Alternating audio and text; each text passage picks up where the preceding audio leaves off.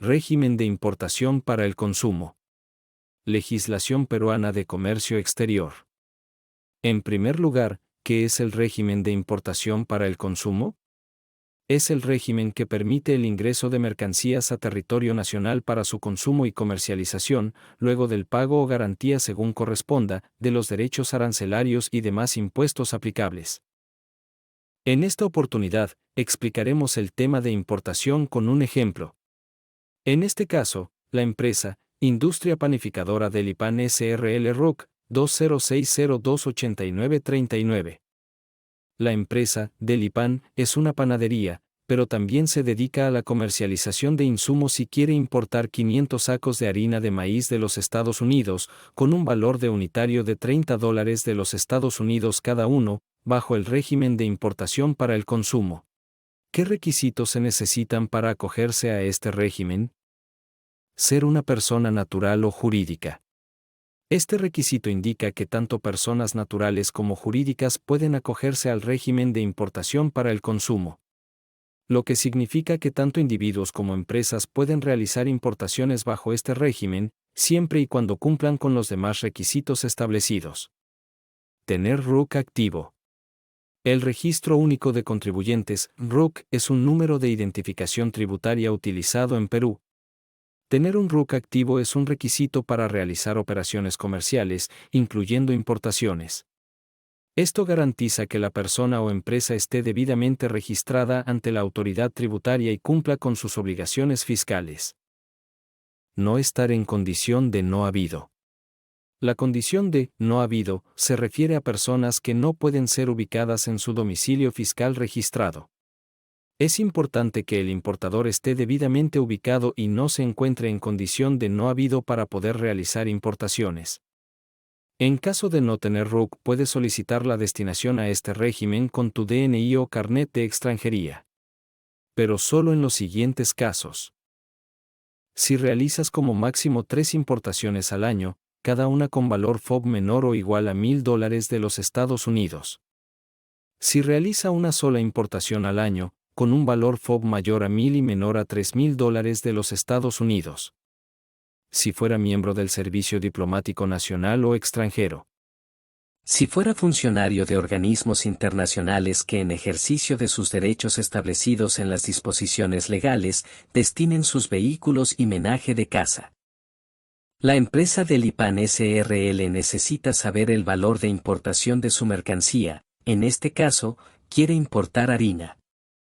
La empresa del IPAN importará 500 sacos de harina con un valor FOB de $30 americanos por unidad, dando como total la suma de $15,000 americanos. Y adicional pagará el flete de $1,200 de Estados Unidos hacia Perú, y un seguro de $380, dando como resultado en el valor CIF $16,580. Los impuestos que tendrán que pagar son: el ad valorem, que es el 0,6%. Se multiplica el valor CIF, 16,580, por el 6%, 0,06, dando como resultado $995. El siguiente impuesto es el IGV. Este impuesto es el 16% de la suma del CIF más ad valorem, sería lo siguiente: 16,580 más 995, 0,16, dando como resultado 2,812. El IPM es el 2% de la suma del CIF y el ad valorem. Da como resultado $352. Y por último, la percepción es el 3,5% de la suma del CIF más el ad valorem, más el IGV, más el IPM. La suma de todo esto al 3,5% da como resultado $726. El total de impuestos a pagar por la importación es de $4,885. ¿Qué documentos necesita la empresa del IPAN para poder importar? Necesita su declaración aduanera de mercancías. Este documento es esencial. Contiene información detallada sobre las mercancías, su valor, origen, clasificación arancelaria y otros datos relevantes para el proceso.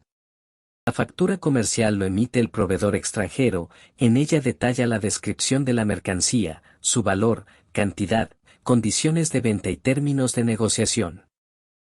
El seguro de transporte certifica que la mercancía está asegurada durante su transporte. En el packing list se detalla el contenido de cada paquete o contenedor de la mercancía, incluyendo la cantidad, peso, dimensiones y descripción de los productos. El certificado de origen certifica el país de origen de las mercancías y puede ser requerido para determinar la aplicación de aranceles preferenciales según acuerdos comerciales internacionales.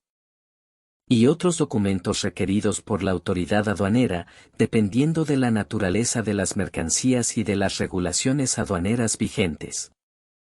Procedimientos del régimen para el consumo. Los procedimientos son: solicitud de volante, transmisión electrónica de la DUA, validación y liquidación de deuda tributaria, cancelación de la deuda tributaria aduanera, DTA.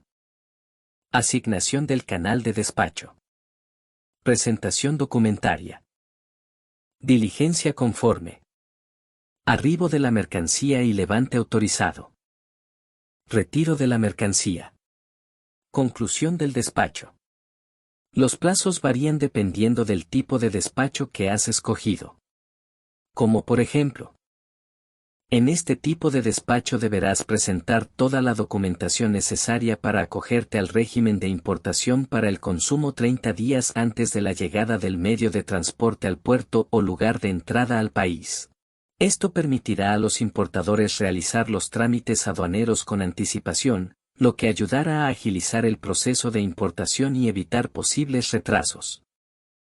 En este tipo de despacho tendrás 30 días contados a partir del día siguiente de la llegada del medio de transporte al puerto o lugar de entrada al país. Esta modalidad de despacho permitirá a los importadores realizar los trámites aduaneros después de la llegada de la mercancía al país, brindándonos cierta flexibilidad en términos de tiempo. Cabe recalcar que es importante tener en cuenta estos plazos y seleccionar el tipo de despacho adecuado según las necesidades y circunstancias de cada importación. Al acogerse al régimen de importación para el consumo tiene ciertos beneficios. Uno de ellos es comercializar mercancía extranjera a territorio nacional. Acceder a mercancías que no se fabrican en el país. Acceso a mercancías a menor costo del que se encuentran en el mercado nacional. Y por último, acogimiento al drawback si importas para exportar en el futuro.